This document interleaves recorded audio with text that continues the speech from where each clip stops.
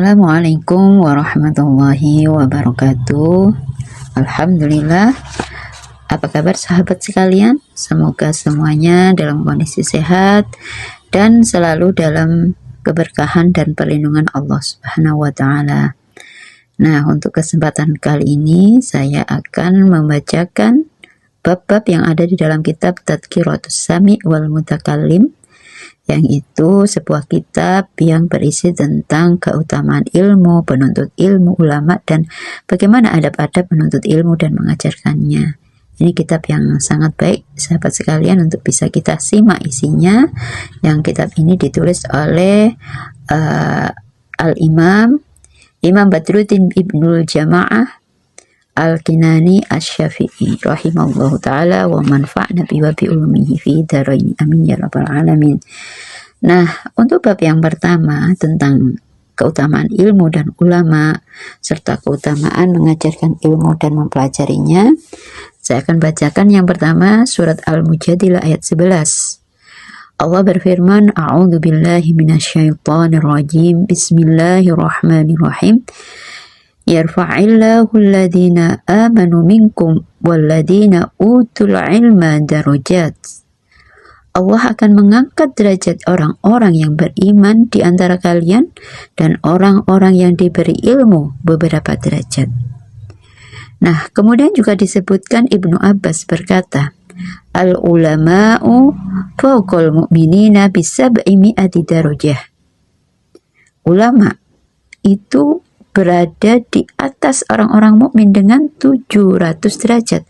Masya Allah sahabat, 700 derajat. Dan yang lebih istimewa lagi, Ibnu Abbas mengatakan ma baina darajataini, jarak antara dua derajat itu adalah mi'atu amin, 100 tahun. Masya Allah, luar biasanya keutamaan orang-orang yang berilmu sahabat sekalian. Nah, kemudian Allah juga menyampaikan dalam surat Al-Imran ayat 18. Bismillahirrahmanirrahim.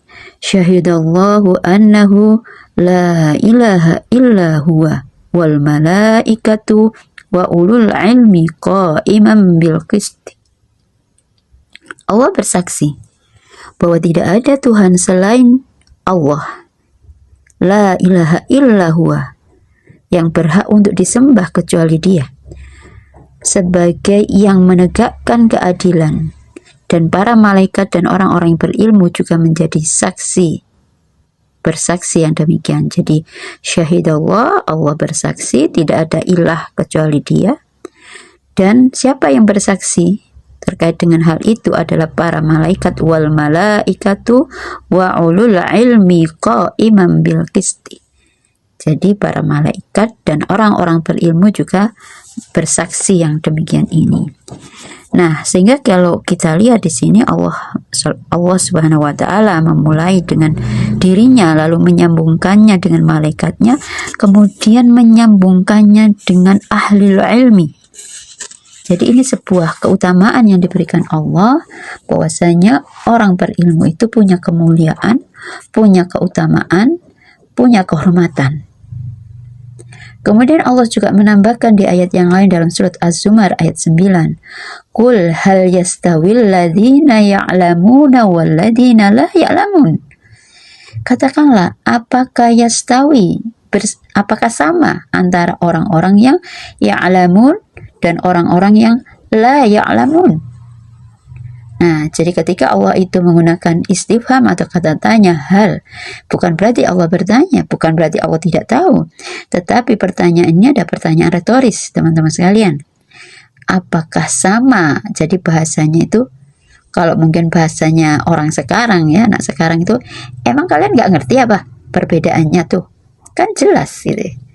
Jadi pertanyaan hal yastawi itu untuk menunjukkan bahwasanya jelaslah berbeda antara orang yang mengetahui dengan orang yang tidak mengetahui. Dengan Allah menggunakan kata hal yastawi, emang sama gitu. Jelas tidak sama. Karena secara zahir itu orang yang berilmu dan orang yang tidak berilmu itu jelas mempunyai perbedaan.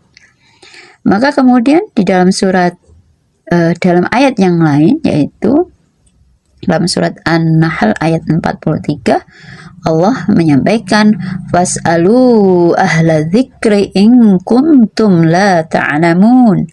Maka bertanyalah kalian kepada ahla dzikri in kuntum la ta'lamun, jika kalian tidak mengetahui.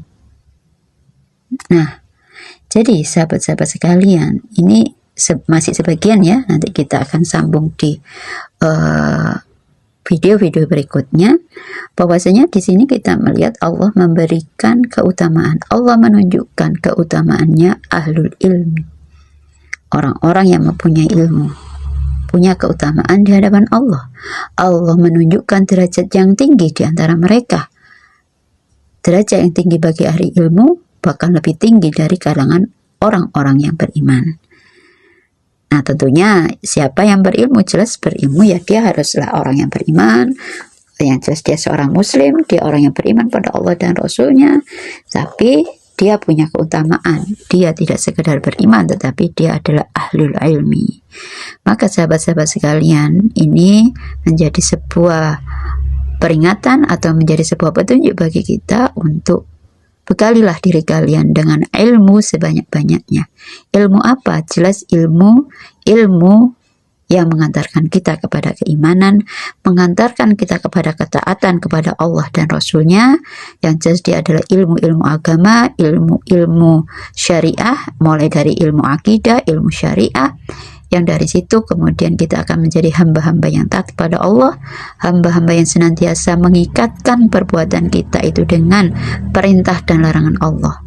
Tidak langsung melakukan perbuatan, tapi sebelum melakukan perbuatan kita pastikan bahwasanya perbuatan kita itu jelas hukumnya di hadapan Allah. Apakah itu wajib, apakah itu sunnah, apakah itu haram, ataukah sekedar makruh, atau mubah-mubah saja.